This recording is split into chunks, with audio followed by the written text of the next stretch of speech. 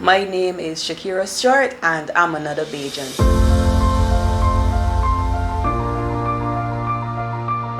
I would say that I had a good childhood. I was kind of a goody two-shoes, straight A kind of student in primary school, valedictorian when I graduated primary school, and then I went on to Queen's College, and that's kind of where life got real. When I got to Queen's College, I was accustomed to being the best and the brightest. So QC was a bit of a challenge for me because the best and the brightest from all different primary schools come together. So I was no longer the best and the brightest. But I did try. There were subjects that I was just naturally good at. English was one, English language and English lit. And there were subjects that I genuinely struggled with, like for example foreign languages. In my very first test in Spanish, it was not a big end of term exam or anything, it was just a little class test to see if we took in what we did so far. I was in first form. She was like, okay, this is a little pop quiz for y'all to do. I was like, oh gosh. And I got 0 out of 6. I got 0 out of 6. I even went to change the mark. So it was a case where we had to exchange books with a classmate. And I tried to change the answer because it was like, I can't get 0 like me. What? And the girl was like, that's not what you had, is 0. And I was just like, this will never happen to me again. This will never happen. And I went on to get a grade 2 in Spanish. I got a grade 1 in French, but Spanish was always my preferred language of the two. And I went on to do Spanish, French and Italian for business and tourism at BCC. I graduated with a distinction, and I did Spanish with management at UE, and I got upper second class honors. Like, it got serious after that, I was like, nah, this 0 don't mean nothing. I wasn't applying myself.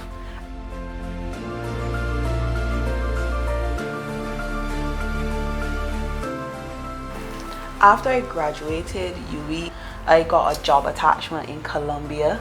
It was for about 6 months. Trying to remember the name of the university. I think it was Universidad Autónoma de Nariño. Don't quote me, but yeah. It was a very interesting experience, and as much as I enjoyed it, it was bittersweet, and I couldn't wait to get back home. So I was away for like 6 months. When I got there, it was like, it was a very weird experience as well. They said it was a boutique hotel / university. First red flag. And there were no students, but there were some workers. There was a cook, there was a cleaner, and there was a handyman. And they were all very, very nice people. Like, real sweet people. And it was me from Barbados and another girl from Jamaica. And they were like, okay, well, the university section hasn't officially opened, so in the meantime, we want you to teach the workers English. And they were like, the workers were maybe like, could be 40s, 50s, by that time, sometimes your head does be fairly hard.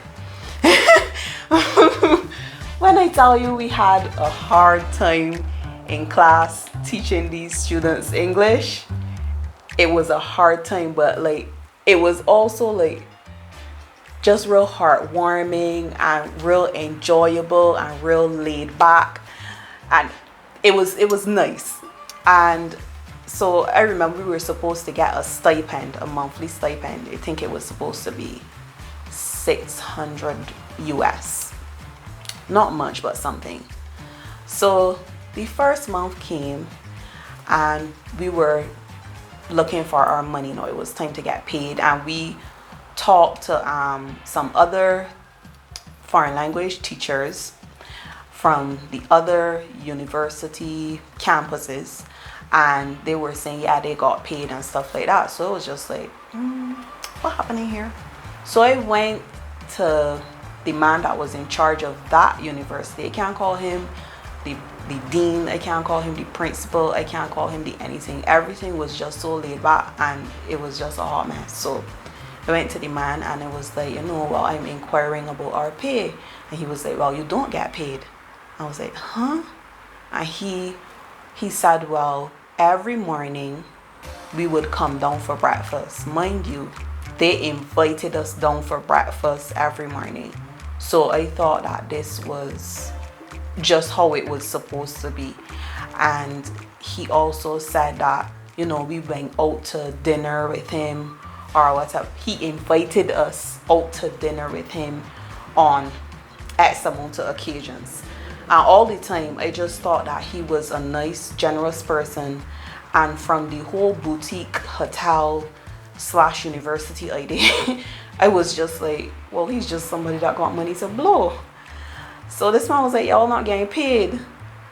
And that's where I kind of wanted to blow a fuse. So I speaking in Bajan, and he don't understand English, and the Jamaican girl speaking her Jamaican patois, and two of us are furious. And in the end, we had to call the persons in charge of the program, the Caribbean side of the program in Jamaica, and have it started out. And we got like less than half of our pay because he deducted the daily breakfast fee and told us that the dinner would be on him. Don't worry about it. When I tell you that I never eat at this place again, when I tell you that every time they call me down for breakfast, I did not go. I was just like, no thanks, no thanks, no thanks. And from there, the Jamaican girl, we just bought everything that we needed and took care of ourselves, because we were like, no, we are getting our full pay the following months. It already wasn't much. So I was there for maybe, could be another 2 months or so, and then they ended up transferring me to another campus in a place called Villavicencio. So at first I was in Cartagena, and that was more like the city, and it was like vibrant and a lot of stuff was happening, and Villavicencio was like the outback.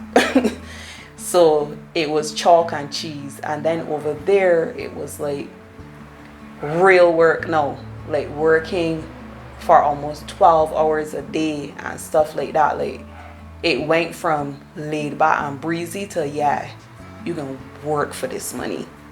And it was a good experience. I loved the students. It was fun, but it was also very draining. And in Villavicencio, the level of poverty was really high. So like seeing children on the street barefooted and begging for money and stuff like that, it was heartbreaking.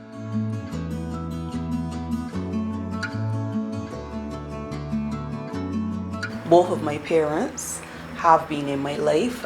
When I was maybe 7 years old, that's when my stepfather came into my life. And I would say that although I had my father in my life, that my stepfather, like, he played a major role in my life. Like him being there, obviously I spent more time with him because that's where I lived. I lived with my mother, my father, and my two younger siblings. My sister is 3 years younger than me, and my brother is about 10 years younger than me. And my stepfather is the father of my brother only, and he has another daughter, but he kind of stepped in as the father for everybody. Like I remember him doing hair, teaching me to tell time. He kind of set the tone for maybe how I handled myself and the expectations I have for myself academically. He will always tell me, aim for 75%, that's your pass mark. Anything below 75. When it comes to you, Shakira, it is a fail. And that has stuck with me for so long. And I think that he did that because he always knew my potential. And I just felt like he was always there, and the more I grew, the more I understood that like he didn't have to do the things that he did, and the more I appreciated his presence in my life. Right now, him and my mom are divorced, but we call ourselves a blended family because everybody still gets along. We still do family outings sometimes. We still like have a really good time together, and like I would just say that he's a remarkable man. Like if I call him right now, he's there 100%. So I feel like he contributed a lot to the richness of my childhood, I guess. And with my mother was always an organized person. I remember in primary school, we would get to choose a drink.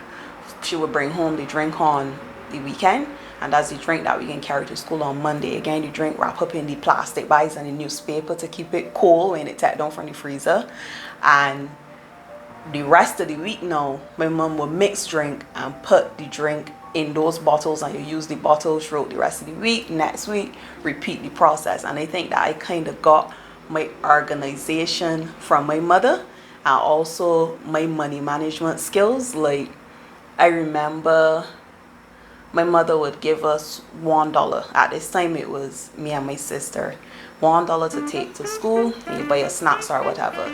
My mother always say you should always try to save something, and I would try to save my money. My sister was not trying that hard. So at one point my mother increased the money to $1.50. So you're getting $1.50 a day instead of $1. You fussy now, but I trying to save most of this thing. And my sister's spending hers out like a madman. So Peter paid for Paul and Paul paid for all. You know how it goes in childhood. And we went back to $1. When I tell you it was back to this girl. But me and my sister used to squabble a lot in our younger years. But now that we are older, as I say, she is 3 years younger than me, and she moves like the big sister, but we are very, very, very, very close. Relationship with my mother, my stepfather, my sister, and my brother, when he came along, it felt like that was one side of my childhood, and the other side of my childhood was basically my father and his mother, my grandmother from that side, and his sister, my aunt. And to this day, my aunt and I are like this, thick like thieves, always checking in on each other and stuff like that. When I was growing up, I could remember sometimes I would be, because my father was always working, and there would be times where he would leave me with my aunt and my grandmother, and they were like mothers to me the same way, like just like my mother, just doing everything for me. And there were times when my father, although he would be busy, he would carry me to work with him. So at that time my father used to drive a ZR van on the number 3 road, and I remember just up and down all day on trips as he was working. And sometimes I would even start to fall asleep on the passenger next to me.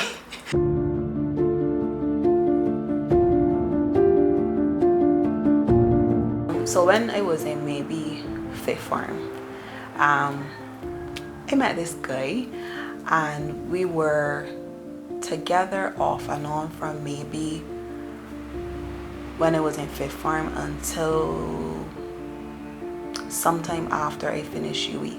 So that will put me at maybe 2021. So we were together off and on for quite a long time, and a lot happened in that time frame.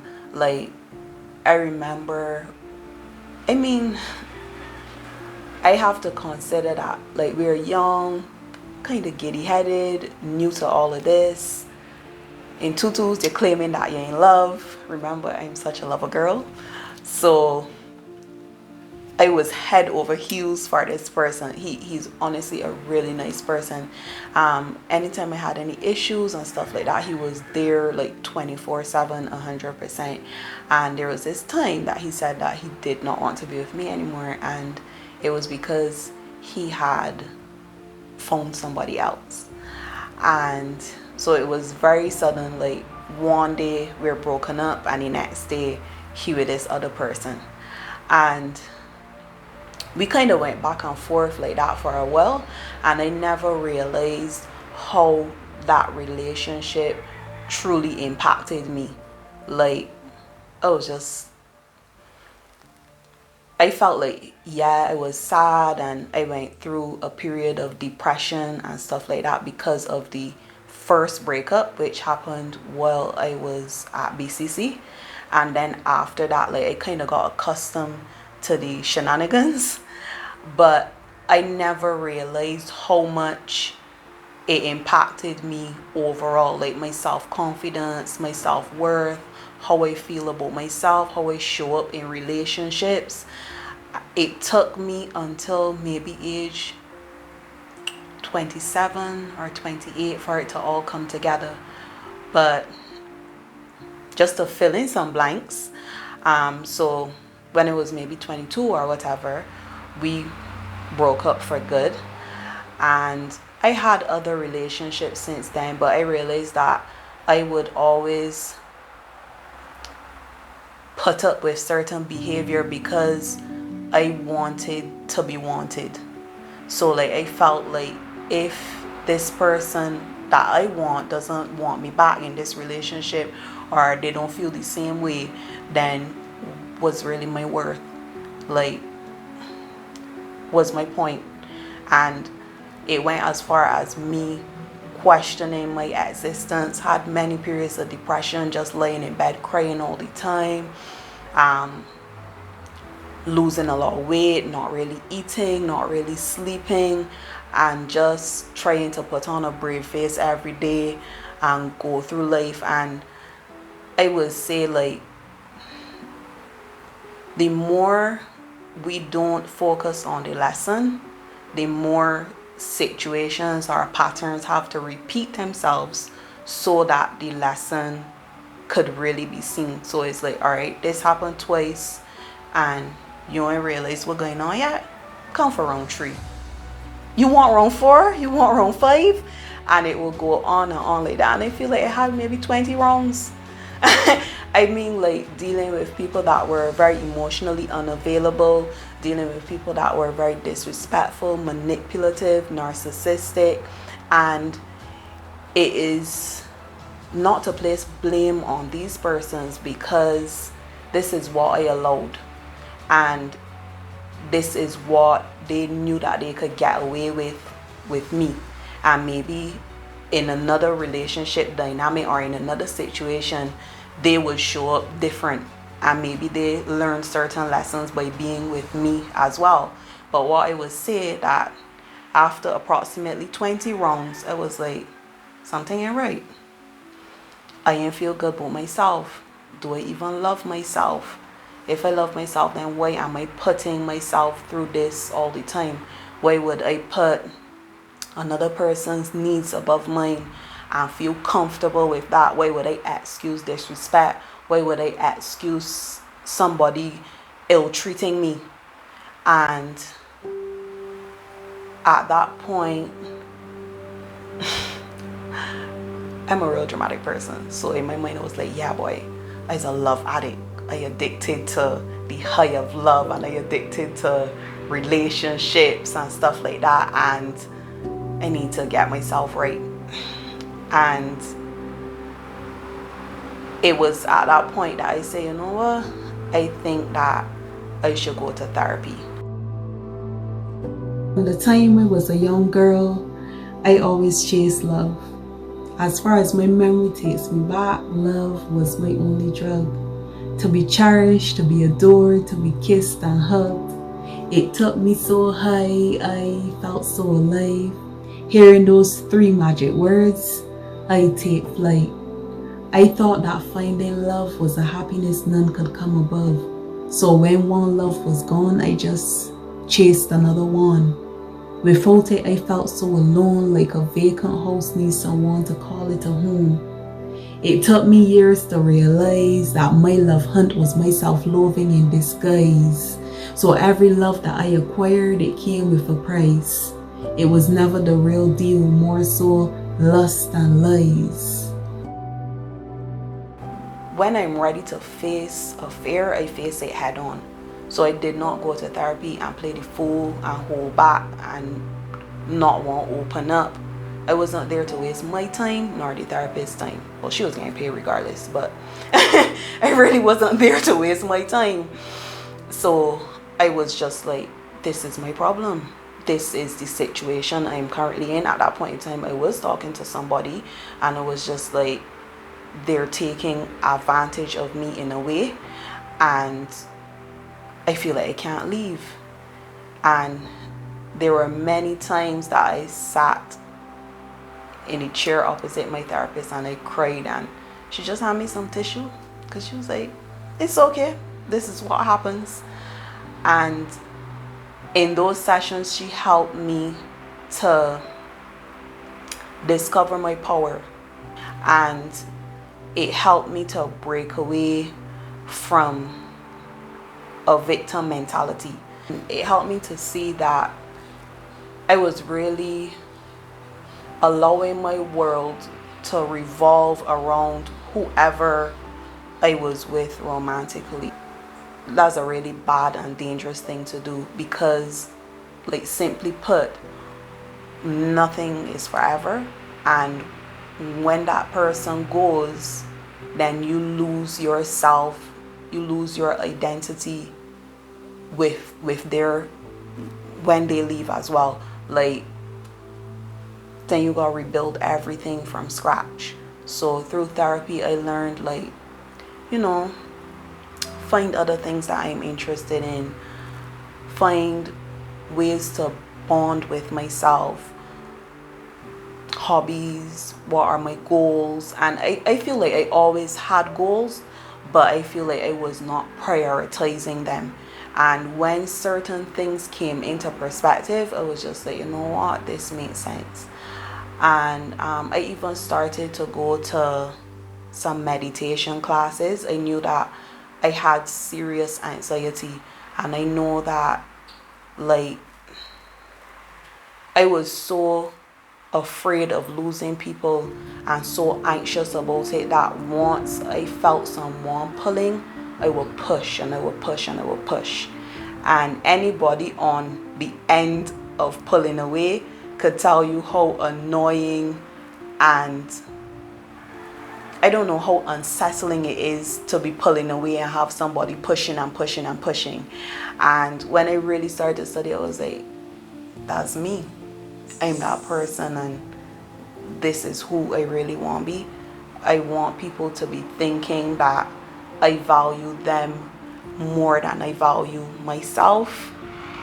No. So then I started to find a Shakira outside of all of the romance. I started meditating, I started journaling, and I started reading like crazy. It came to a point where I even started a book club. And in book club, listening to other people's stories, like, it helped me to see, like, we all have our struggles. We all feel like we all have struggle with confidence issues. We all struggle with self-worth issues at some point in time. Like, maybe not to the same degree. Well, of course not to the same degree, but at some point in time, we all struggle with similar things. And I felt like these people in this book club, like, sharing these very personal stories and stuff like that, it felt like family and it felt like healing. And I feel like that chapter was so important for me.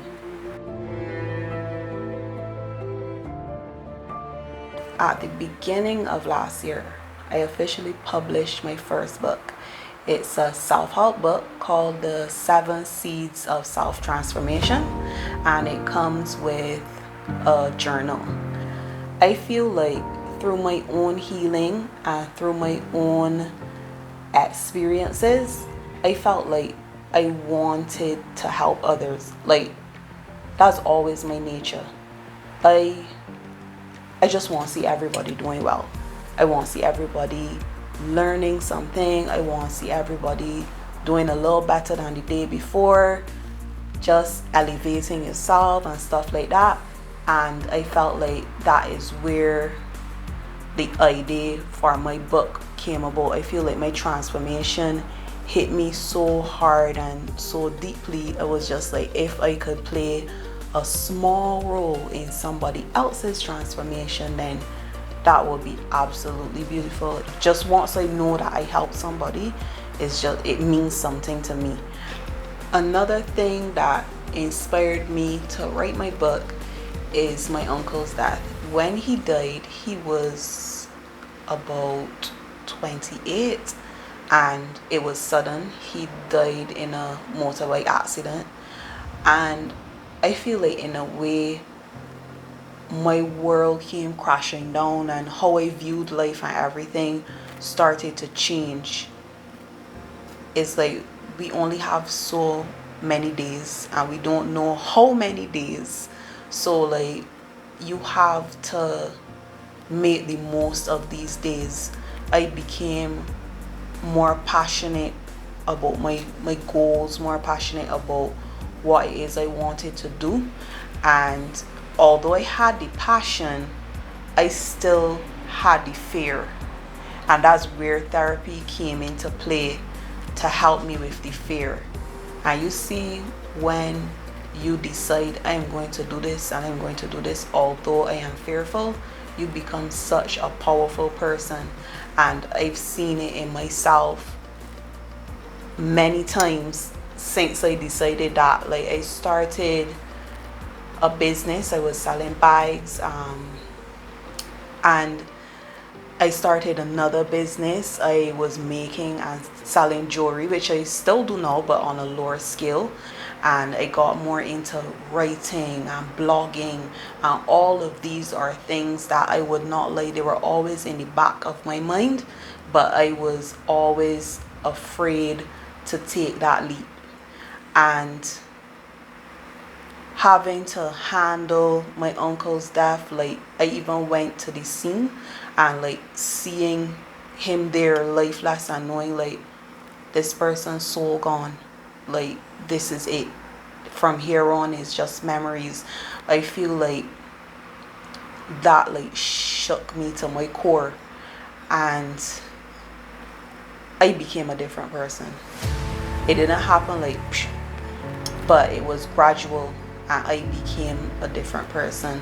I would not say that I am religious, and there was a time where I questioned everything, but now I am deeply, deeply, deeply spiritual. Every morning, meditate. Every morning, pray, give thanks. Like, just remind myself to be so thankful for everything. A lot of this stuff is not owed to us.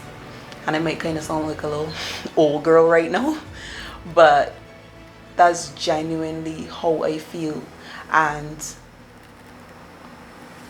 how I think about it is a perspective that I want to offer to other people. Like, just be more thankful, and instead of focusing on what else you may need, you could focus on what else you could be. You could be more thankful, you could be more present, you could be more mindful, you could be more strategic, you could be more insightful. It's so many things, and I feel like life has so much to do, how your life goes has so much to do with your outlook. It has so much to do with how you show up and how you think and what you believe. Trust me, you could find a man with $5 that completely happy and grateful and jovial, and you could find a man with 5 million that's sitting down ready to end it all, like right there and then. So like for me, it's not about material things. And even though we will all have goals and stuff like that, it's not about like just knocking off all of these things, because it's human nature to just want something else and chase the next thing. So like it's just more so about how you feel, and having that connection with self is so important. Like I can't stress it enough. Focusing on how you feel, how you want to feel, and loving yourself deeply, like money can't buy that. And I feel like that's the most important thing. I am Shakira Stuart. I'm a daughter, a sister, a creative, a writer, a lover, and I'm just another Bajan.